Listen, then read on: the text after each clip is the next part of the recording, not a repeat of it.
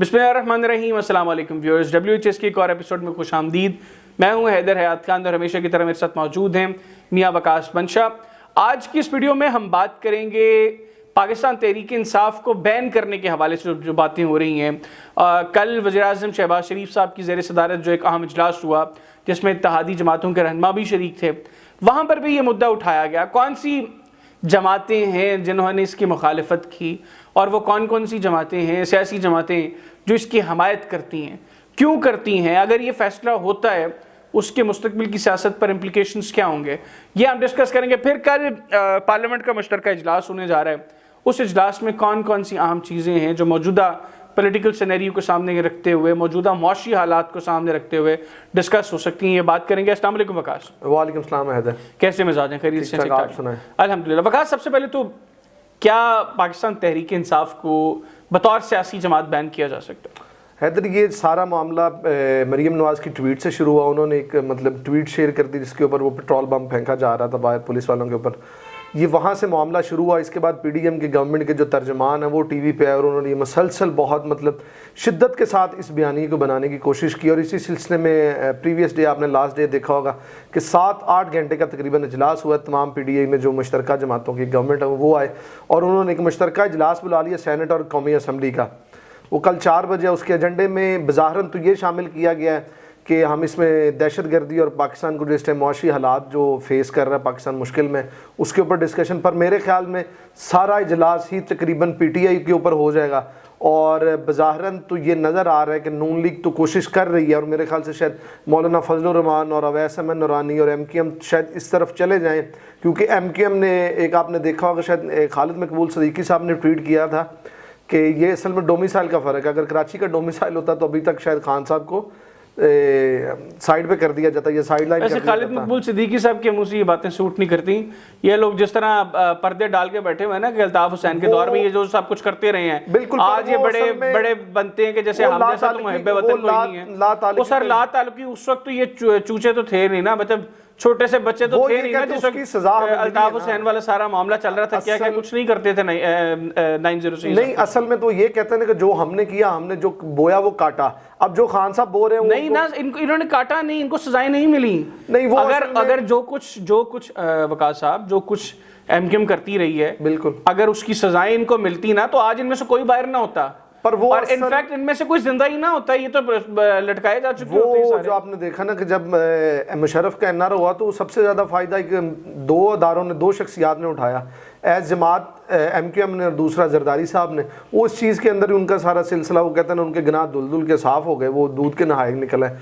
और वो बात खैर पुरानी है, उसमें वो उनका असल में उन्होंने असल में मुझे ज़्यादा तकलीफ़ इस वजह से हुई है कि ये जो इस तरह के मामलात के बाद तफरीक की कोशिश की जाती है, वो मरियम नवाज की बहुत गलत चीज है। वो मरियम नवाज की भी तो आपने ट्वीट देखी ना, तो उन्होंने भी जो पख्तूनों के ऊपर कह दिया। अगर सर वो भी गलत कर रहे हैं, मरियम नवाज भी गलत कर रही हैं। अगर इमरान खान कर रहे हैं तो इमरान खान भी गलत कर रहे हैं। मैंने बात की है, मेरे कहने का मकसद है कोई भी कर रहा है, बिल्कुल वो मैंने मिसाल के तौर पर कहा अगर मरियम नवाज ने किया, मरियम नवाज साहब ने गलत किया, इमरान खान साहब ने किया, इमरान खान साहब ने गलत किया, बिलावल साहब ने किया, बिलावल साहब ने गलत किया, खालिद मकबूल सिद्दीकी साहब ने किया तो उन्होंने गलत किया। बिल्कुल आप जो कह रहे हैं कि मेरे ख्याल से, मुझे बल्कि आपसे ही पता चला था, आपके जराए से कंफर्म हुई थी ये न्यूज़ कि पीपल्स पार्टी की हद तक इस चीज़ को, पीपल्स पार्टी ने इसकी मुखालिफत की। उसकी रीज़न है, पीपल्स पार्टी समझती है कि आज अगर ये कदम उठाया गया, बिल्कुल इस तरह की किसी चीज़ को बुनियाद बनाकर पाकिस्तान तहरीक इंसाफ को बैन किया गया तो कल को कोई पॉलिटिकल पार्टी नहीं बचेगी। बिल्कुल फिर सारी पॉलिटिकल पार्टीज बैन होंगी, जो इक्तिदार में आएगा मुखालिफ को बैन कर देगा। कितना मुश्किल है वकास साहब, आप खुद बताएं कितना मुश्किल है कि बंदे 4 आप डाल दें उनके ऊपर इस तरह की एक्टिविटी डाल के और आप पूरी की पूरी सियासी जमात को बैन कर दें। वीडियो आ जाती, पता ही नहीं चलता ना, वो एक्सेस हो पाता कि कौन था कौन नहीं था। अभी जो बल्कि आपको सामने जो पकड़ दकड़ हो रही है, अब जो भी उधर जलाओ गिराओ हुआ उसमें कोई और मुलव्विस है और जो जिनकी लिस्टें बनी है जो कारकुनान की, वो कोई और गिरफ्तार हो जा रहा है। कुछ लोग तो वो भी गिरफ्तार हो गए जो ज़मान पर गए ही नहीं सारे टाइम के अंदर। बिल्कुल ना, वो एक अजीब सी सिनेरियो क्रिएट हो रहा है। अब असल में सब मेरे जो आप कह रहे हैं ना, ये एक, अगर मुझे नहीं लगता गवर्नमेंट कर पाए, पर जो پاکستان مسلم لیگ نون کے حالات ہیں وہ تو کوشش کریں گے کل کسی نہ کسی طرح قرارداد منظور کر کے. تو وہ میرے خیال سے اگر قرارداد کے بعد، کیونکہ یہ جو بین ہونا ہے وہ اس کے لیے وزارت داخلہ نے سمری پیش کرنی ہے اس کے اندر کابینہ کے اجلاس میں، کیبنٹ میٹنگ کے اندر، تو اس حد تک یہ جائیں گے وہاں سے. لیکن وہاں سے واپس ہی ہو جائے گی چیزوں کی، تب تک حالات پھر ایک دفعہ بگڑیں گے اور ایک قانونی جنگ کا ایک دوبارہ آغاز ہونا شروع ہو جائے گا، اور بجائے اس میں ججز بھی مسئلے میں آ جائیں گے. کیونکہ آپ دیکھیں کہ موجودہ جو چیف جسٹس ہیں ان کے اوپر تو چلیں آپ لگا لیتے ہیں، وہ کسی نہ کسی طرح عمران خان صاحب کو فیور کر رہے ہیں، پر جو اس میں پیونے جج ہیں اس ٹائم جسٹس قاضی فائز صاحب، وہ اس معاملے میں کس طرح اپنے آپ کو نیوٹرل کر پائیں گے کہ میرا کوئی اوپینین نہیں. میں تو اس کو ڈسکس نہیں کرتا کہ ججز کا کیا رول، میں کیونکہ سپریم کورٹ میں ریفرنس جائے گا نا، معاملہ تو سپریم کورٹ میں چلا جانا ہے. اور وہاں سے دیکھیں تحریک انصاف کے پاس مضبوط گراؤنڈز ہوں گی.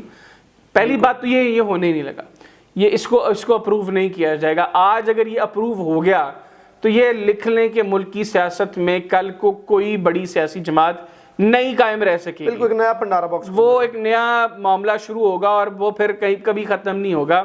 یہ تمام سیاسی جماعتیں ختم ہو جائیں گی نہ رکنے والا. سیکنڈلی ان کیس حکومت یہ بھنڈ مار دیتی ہے، بالکل اگر حکومت نے یہ بھنڈ مار دیا، یہ 2 منٹ نہیں ٹکنا کورٹس کے اندر، وہاں سے پاکستان تحریک انصاف کلیئر ہو جائے گی.